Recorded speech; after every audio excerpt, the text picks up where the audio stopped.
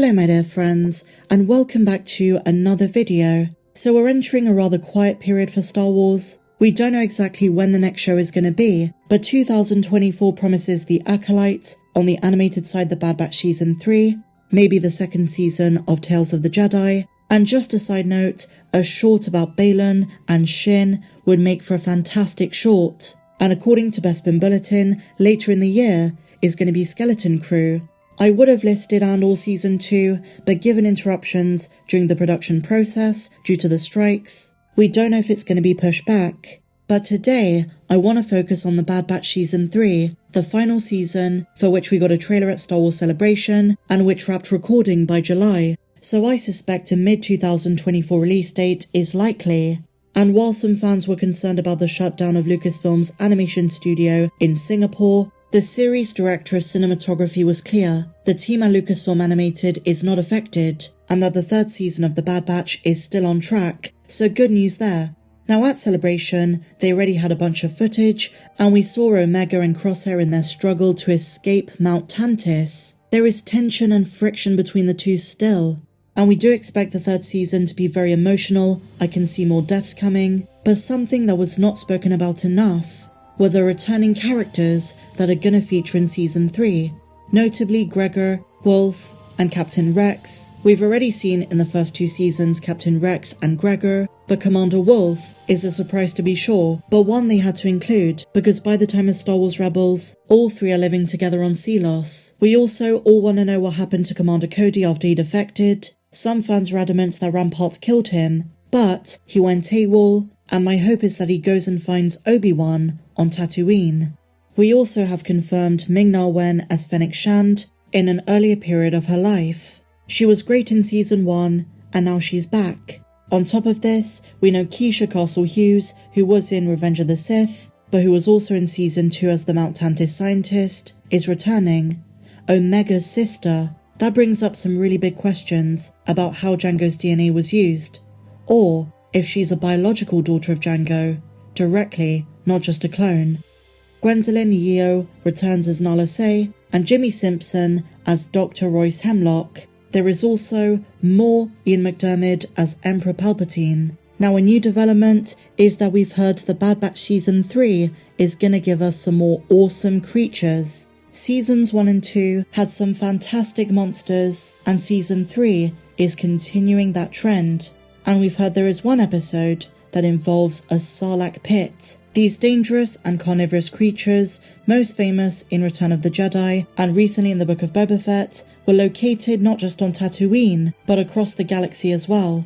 Felucia, Lavortia Prime, Persana, and now one of them is back in animated form. Season 2 was great. I'm so excited for Season 3, but also terrified. Tech is gone, and the question now is, who's next? Or better yet, who survives? Hunter says they don't stop until they find Omega. It's going to be a rigorous and at times intense season. Aside from the more obvious questions we have, is Tech really dead? Is Crosshair going to escape Mount Tantiss?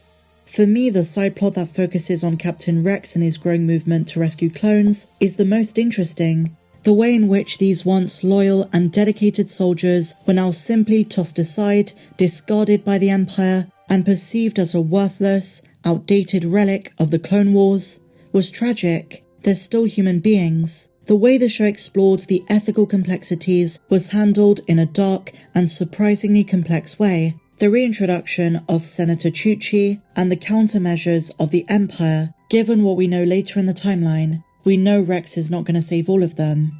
And for Clone Force 99 themselves, can they truly escape the life of soldiers?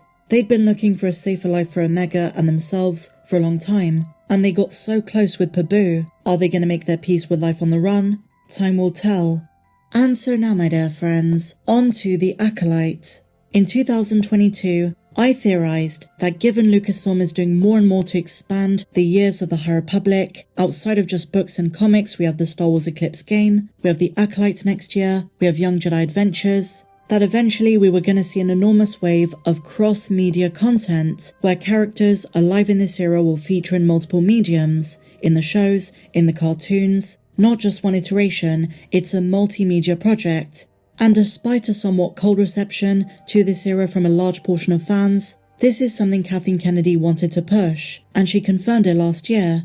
But there are many fans who love the High Republic books. They sell very well, and generally speaking, we know it's going to be a big part of the future of Star Wars, especially when it comes to live action in Leslie Headland's 2024 show.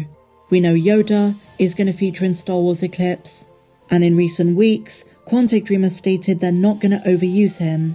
We also know in shows like The Acolyte, Vernestra Rowe, and some other characters from the books are going to make their live action debut.